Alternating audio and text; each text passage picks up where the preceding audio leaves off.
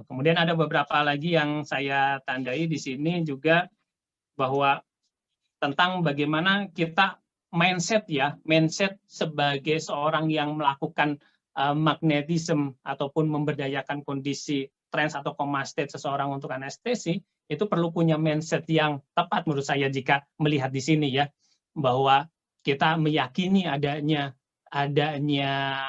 peran serta alam semesta ini dalam proses untuk membantu seseorang untuk mendapatkan kesembuhan ya melalui proses operasi seperti itu. Nah, mindset itu saya rasa cukup penting juga jika melihat di sini bahwa ketika kita meyakini bahwa alam semesta ini membantu prosesnya begitu, dengan kita terkoneksi dengan alam semesta ini, maka alam semesta akan membantu, istilahnya tanda kutip ya, alam semesta akan membantu untuk orang tersebut bisa dihantarkan kepada kondisi coma state tadi begitu.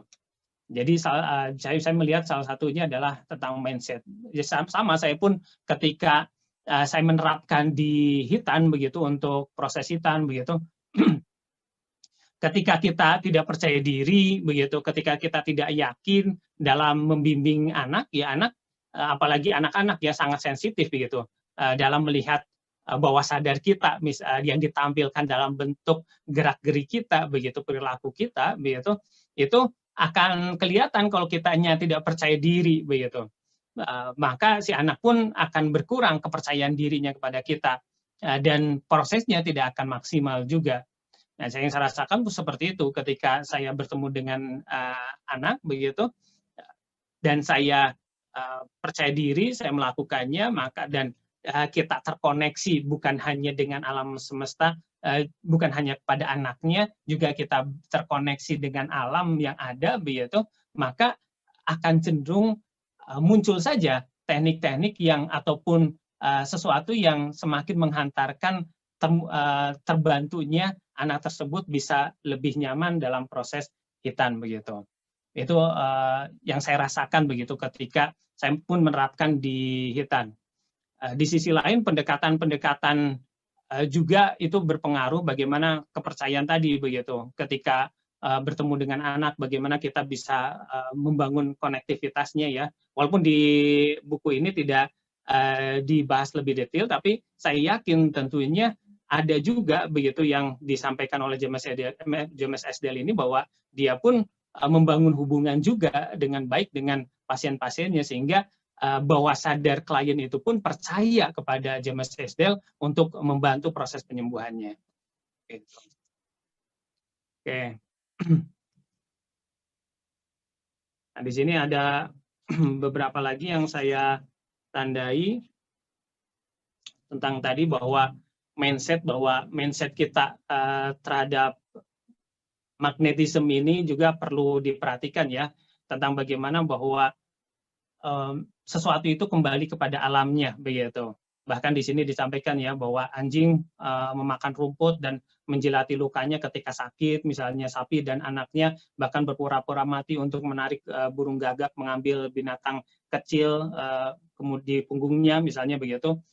Nah, itu bahwa ada nilai-nilai di situ, ada satu kepercayaan, ada satu nilai-nilai di mana bahwa ketika kita mengalami satu kondisi tertentu gitu, perubahan kesehatan begitu pada diri kita, maka yakinlah bahwa alam semesta ini begitu sebetulnya memberikan kecerdasan kepada kita, memberikan potensi kepada kita untuk melakukan proses penyembuhan begitu.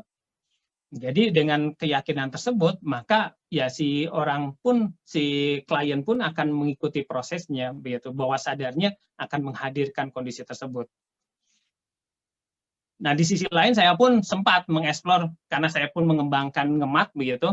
Ngemat itu kita terkoneksi dengan seseorang, begitu, dengan sumber daya tertentu, gitu.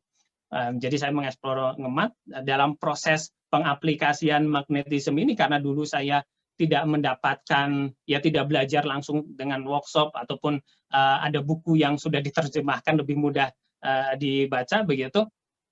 Ya yang saya lakukan dengan ngemat begitu, saya coba terkoneksi dengan misalnya Frank Anton Mesmer begitu, dengan orang-orang yang dari sisi saya belum paham nih, misalnya melakukan mesmerism itu seperti apa, begitu, melakukan magnetisme itu seperti apa gitu, karena saya literatur dari sisi buku-buku minim yang saya lakukan seperti itu, saya terkoneksi menggunakan pendekatan gemat gitu untuk mengetahui kemungkinan-kemungkinan yang dilakukan begitu. Ya saya pun tidak mengklaim 100% pasti benar begitu. Hanya saja ya saya trust dengan bawah sadar saya begitu, bahwa informasi-informasi itu tuh masih ada begitu, informasi tentang apa yang dilakukan oleh Mesmer, informasi yang apa yang dilakukan oleh James Esdale begitu, saya yakin masih ada begitu, dan memungkinkan untuk diakses informasinya, dan memungkinkan untuk kita bisa mendapatkan, ya walaupun mungkin ada distorsi, ada tidak 100% persis sama begitu, tapi saya meyakini ada hal-hal yang bisa didapatkan, minimal soul-nya begitu, tanda kutip ya, soul-nya, jiwanya begitu, rasanya begitu, ketika kita mengakses seseorang tersebut begitu, kita bisa merasakan energinya begitu. Nah, dengan energi tersebut ini bisa membangkitkan juga energi di dalam diri kita, dan tentunya kita ketika mengaplikasikannya, walaupun bisa jadi minim informasi yang kita dapatkan, tapi dengan energi tersebut ini akan lebih maksimal kita bisa mempraktekannya begitu.